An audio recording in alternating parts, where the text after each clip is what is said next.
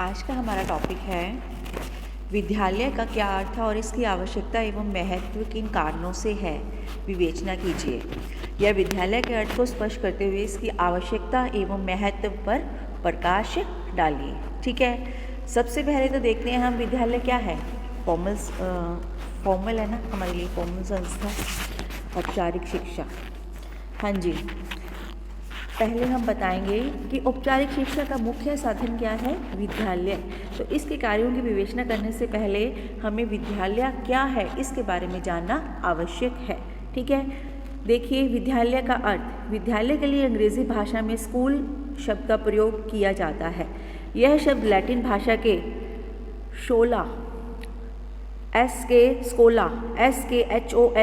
स्कोला शब्द से बना है, जिसका अर्थ है अवकाश या खाली समय।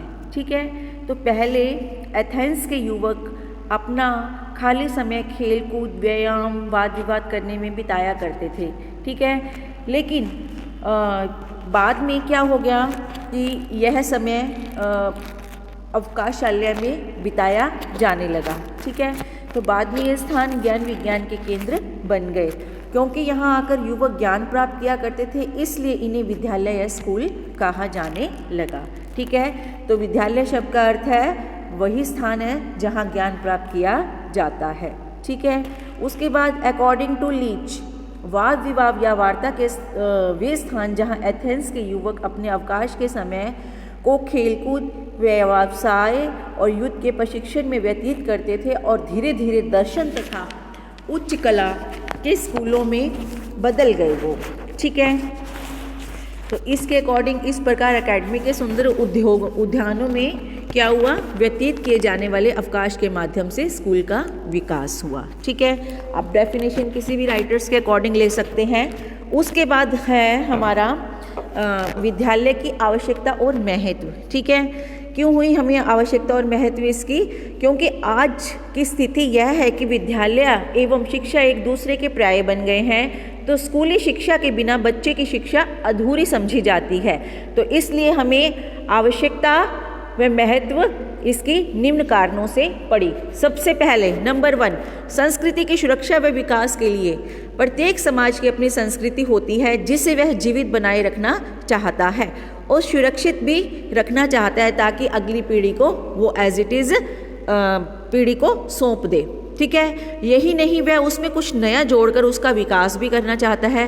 तो इसी उद्देश्य से भी विद्यालय खोलता है। इस प्रकार विद्यालय समाज की संस्कृति की सुरक्षा तथा विकास के लिए आवश्यक है। सेकंड है ज्ञान को व्यवस्थित रूप प्रदान करने के लिए। देखिए, ज्ञान का क्षेत्र क्या होता है, अत्यंत विस्तृत, ब्रॉड होता है। तो विद्यालय उस असीमित ज्ञान में से हमारे लिए उपयोगी अंश छांटकर उसे व्यवस्थित रूप में हमें प्रदान करता है।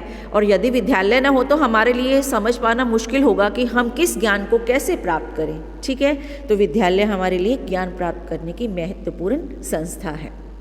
नेक्स्ट है आपका व्यक्तित्व का सर्वांगीण विकास करने के लिए। देखिए, किसी भी राष्ट्र की प्रगति उसके नागरिकों पर निर्भर करती है।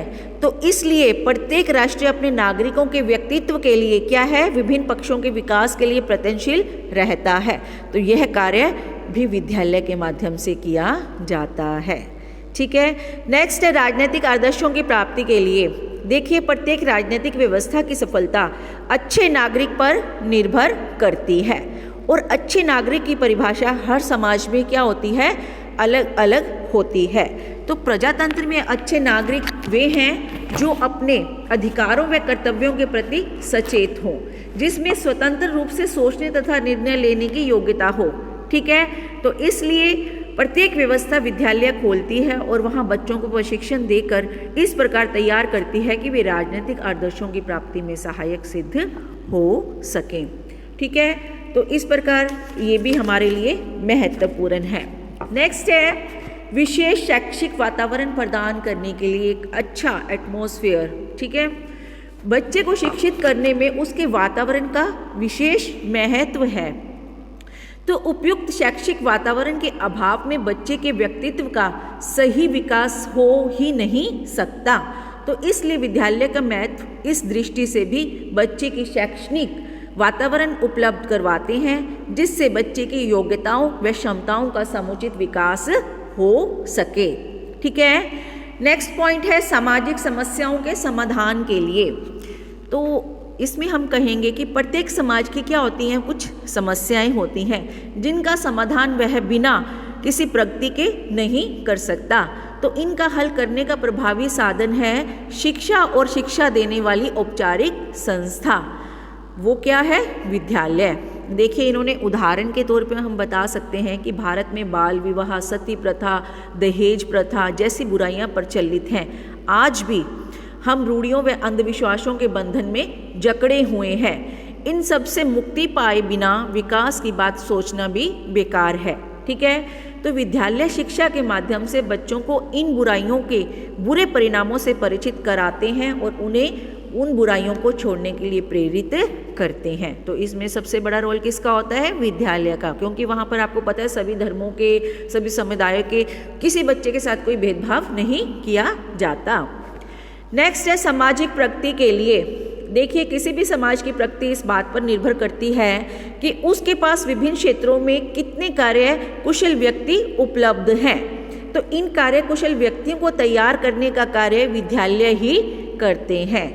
वे ही शिक्षा देकर योग्य डॉक्टर, इंजीनियर, वैज्ञानिक, वकील, प्रशासक तैयार करते हैं जो राष्ट्र को प्रगति की दिशा में ले जाने में मदद करते हैं। ठीक है। नेक्स्ट है आपका सामाजिक परिवर्तनों के लिए। देखिए, परिवर्तन विकास के लिए क्या है? आवश्यक है। ठीक है। क्योंकि कहा भी गया है कि जो अपने वर्तमान व अतीत से ही चिपके रहना चाहते हैं वे अपना भविष्य खो देते हैं।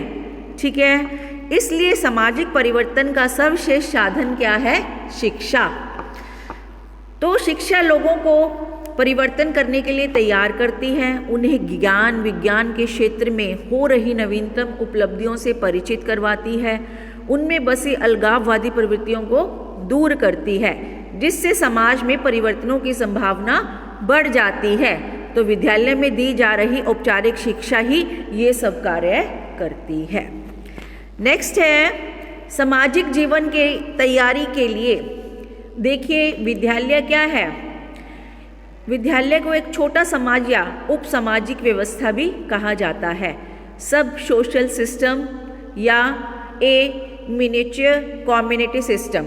ठीक है। क्योंकि विद्यालय बच्चों के समक्ष सामाजिक जीवन का एक आदर्श प्रस्तुत करते हैं। ठीक है। तो बच्चे को बड़े होकर अपना सारा जीवन समाज में ही बिताना होता है, अतः उसे यह पता नहीं होता कि समाज उससे क्या क्या अपेक्षाएं करता है, क्या क्या अपेक्षाएं रखता है तथा समूह में रहने के लिए उसमें क्या क्या विशेषताएं होनी चाहिए। तो व्यक्ति को जीवन में अनुकूल व प्रतिकूल दोनों तरह की परिस्थितियों का सामना करना पड़ सकता है। तो बच्चे को सामाजिक जीवन के लिए तैयार करने के लिए विद्यालय की आवश्यकता होती है। नेक्स्ट है आपका विद्यालय औपचारिक शिक्षा के सर्वोत्तम साधन। देखिए, आज के युग में औपचारिक शिक्षा का महत्व सर्वाधिक है। यह ठीक है कि परिवार, राज्य तथा समाज आदि बच्चे की शिक्षा में महत्वपूर्ण भूमिका निभाते हैं। ठीक है। पर इनके शैक्षिक कार्य इतने महत्वपूर्ण नहीं होते। जहाँ तक शिक्षा देने की जिम्मेवारी का संबंध है, यह तो विद्यालय को ही सौंपी गई है। तो अन्य साधनों का सहयोग इसे अपनी इस जिम्मेदारी को अच्छी प्रकार से निभाने में मदद कर सकता है। आज नौकरी के लिए डिग्री की आवश्यकता है और यह डिग्री उसे स्कूल से ही या कॉलेज से ही मिल सकती है। अतः बच्चे को औपचारिक शिक्षा देने के लिए विद्यालय आवश्यक है। ठीक है बेटा, तो ये विद्यालय की आवश्यकता और इसके महत्व के बारे में हमने पढ़ा।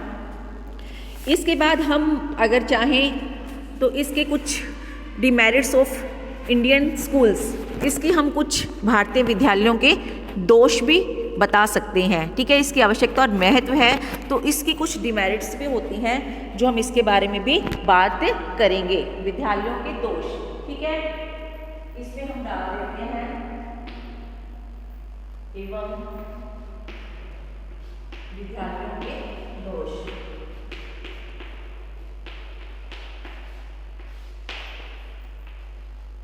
इसी में ऐड कर दिया हमने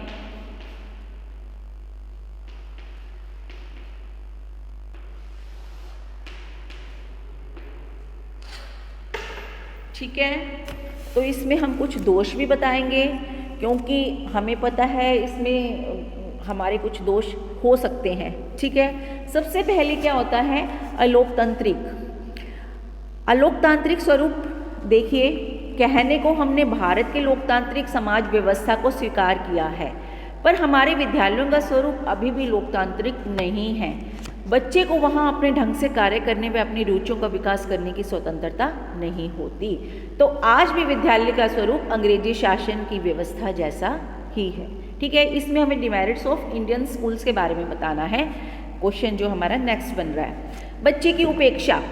आज मनोवैज्ञानिक शिक्षा का केंद्र बिंदु बच्चे को मानने पर बल देते हैं, परंतु भारतीय विद्यालय बच्चे की अपेक्षा विषय वस्तु को अधिक महत्व देते हैं। ठीक है, तो अध्यापक बच्चे की रुचि, अरुचि, मानसिक स्तर, उनकी क्षमताओं पर कोई ध्यान नहीं देते। उनका मुख्य उद्देश्य तो बच्चे को निश्चित अवधि में निर्धारित पाठ्यक्रम सिखाना होता है। तो विभिन्न विषयों के अध्यापक अपने अपने विषय में संबंधित ज्ञान को बच्चे के मस्तिष्क में जबरदस्ती ठुसाने का प्रयास कराते हैं। तो ये भी जानने का प्रयास नहीं करते कि बच्चे ने उसे समझा है या नहीं। नेक्स्ट है सैद्धांतिक एवं कठोर पाठ्यक्रम। विद्यालयों का जो पाठ्यक्रम है वो पुस्तकीय होता है, उसमें विभिन्न विषयों को सिद्धांतिक जानकारी देने पर बल दिया जाता है, तो व्यवहारिक प्रशिक्षण पर कोई ध्यान नहीं दिया जाता। तो पाठ्यक्रम का स्वरूप कठोर होता है, उसमें जल्दी से परिवर्तन नहीं किया जाता, जबकि बदलती सामाजिक परिस्थितियों के अनुसार उसमें जल्दी परिवर्तन किया जाना चाहिए। ठीक है, नेक्स्ट है अमनोवैज्ञानिक शिक्षण विधियाँ, जो टीचिंग मेथड हैं वो भी सही नहीं है। देखिए, मनोवैज्ञानिक ऐसी शिक्षण विधियों के प्रयोग पर बल देते हैं जिसमें बच्चे को स्वयं क्रिया करके अनुभव से सीखने का मौका मिले, लेकिन हमारे विद्यालयों में अध्यापक प्रधान विधियों का प्रयोग किया जाता है। टीचर्स को जो मेथड्स अच्छे लगते हैं वही यूज़ करते हैं। पाठ के विकास में बच्चे का सहयोग न के बराबर होता है, वह तो मात्र एक श्रोता बनकर ही बैठे रहते हैं। नेक्स्ट है आपका सहगामी गतिविधियों का अभाव। देखिए, बच्चों के व्यक्तित्व के स्वाभाविक एवं सर्वांगीण विकास की दृष्टि से अगर हम देखते हैं तो पाठ्यक्रम सहगामी गतिविधियों का विशेष महत्व है, क्योंकि इसमें बच्चे परीक्षा के भय से मुक्त होकर स्वतंत्र रूप से भाग ले सकते हैं। लेकिन हमारे स्कूलों में इन गतिविधियों का आयोजन बहुत ही कम किया जाता है। तो अध्यापकों का ध्यान निर्धारित जो अवधि में पाठ्यक्रम को पूरा कराने व बच्चों को परीक्षा में उत्तीर्ण कराने पर ही होता है। ठीक है, नेक्स्ट है व्यक्तिक विभिन्नता की उपेक्षा। बच्चों में जो मानसिक योग्यताएं हैं, रुचि तथा आवश्यकताओं आदि की दृष्टि से भिन्नता पाई जाती है, अतः बच्चों की इन विभिन्नताओं को पहचान कर उन्हें उन्हीं के अनुसार ही शिक्षा देकर उनके व्यक्तित्व का विकास किया जाना चाहिए।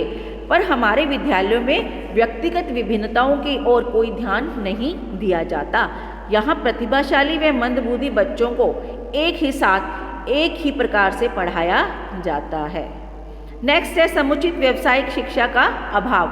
देखिए, कहने को तो हमारे विद्यालयों में व्यावसायिक शिक्षा दी जाती है, पर यह कितनी सार्थक व उपयोगी है यह सब जानते हैं।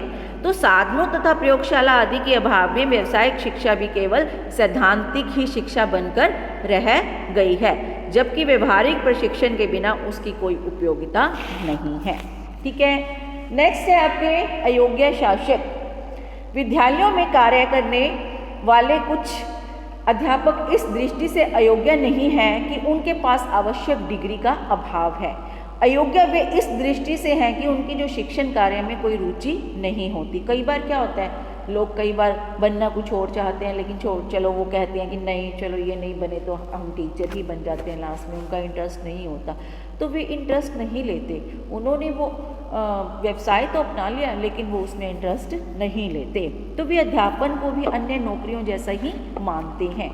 व्यक्तिगत शिक्षण करना उनका मुख्य लक्ष्य रहता है। व्यक्तिगत शिक्षण क्या होता है? ट्यूशन्स करना। ऐसे अध्यापक बच्चों के साथ न्याय कर पाएंगे, ये सही नहीं है। नेक्स्ट है आपका अमनोवैज्ञानिक व दूषित वातावरण। देखिए, शिक्षा संस्थाओं का वातावरण अमनोवैज्ञानिक तथा दोषपूर्ण है, तो विद्यालय राजनीति का केंद्र बन गए हैं। अध्यापकों का छात्रों के प्रति व्यवहार मैत्रीपूर्ण न होकर दमनात्मक होता है, उनमें परस्पर इंटरेक्शन का अभाव रहता है, तो अध्यापक स्वयं अनेक दोषों का शिकार बने रहते हैं, वे आपसी कूटबंदी के भी शिकार रहते हैं। इन सब बातों के बच्चों के कोमल मस्तिष्क पर बहुत ही बुरा प्रभाव पड़ता है। ठीक है, अन्य नेक्स्ट पॉइंट है अन्य साधनों के साथ सहयोग का अभाव। विद्यालय शिक्षा देने के अपने कार्य को तब तक अच्छी प्रकार से पूरा नहीं किया जा सकता जब तक वह अन्य साधनों के साथ सहयोग न करे। तो विद्यालय को परिवार, राज्य तथा समाज आदि के सहयोगों की आवश्यकता होती है, लेकिन हमारे विद्यालय को उन सबका सहयोग नहीं मिल पाता। ठीक है, इसके अतिरिक्त क्या है, देखिए विद्यालयों में सामूहिक गतिविधियों का अभाव है, जिससे बच्चे में सामूहिक भावना का विकास नहीं हो पाता। विद्यालयों में भौतिक सुविधाओं की कमी है, न विद्यालय में प्रॉपर वे से भवन है, न प्रयोगशालाएं हैं, न पुस्तकालय हैं और न ही पर्याप्त अध्यापक। तो कहीं कहीं क्या है, ब्लैक बोर्ड, श्याम पट भी नहीं होते, जहां बच्चों को पढ़ाना बहुत ही मुश्किल होता है। और कई विद्यालयों में भवन ऐसे हैं जिसमें जो जर्जर जा रहे हैं और बरसात के समय उसमें से पानी टपकता है और गिरने का भी, ऊपर से लेंटर गिरने का भी भय रहता है। तो उपयुक्त दोषों के कारण हमारी जो शिक्षा है हमें विकास के स्थान पर की जगह पतन की ओर ले जा रही है। जैसा कि H.G. वेल्स ने कहा है, यदि आप यह जानना चाहते हो कि हमारी पीढ़ियाँ पहाड़ी नदियों के वेग की भांति विनाश की ओर क्यों बढ़ती जा रही है, तो आप किसी गैर सरकारी स्कूल को ध्यान से देखिए। H.G. वेल्स ने क्या कहा है, यह बात इंग्लैंड के स्कूलों के बारे में कही थी। भारत में यह सरकारी व गैर सरकारी सब प्रकार के विद्यालयों के बारे में कहा जा सकता है। तो इस प्रकार अब प्रश्न ये उठता है कि इन्हें शिक्षा का प्रभावी साधन कैसे बनाया जाए। तो ये कल हम करेंगे टॉपिक विद्यालय को शिक्षा का प्रभावशाली साधन बनाने हेतु उपाय।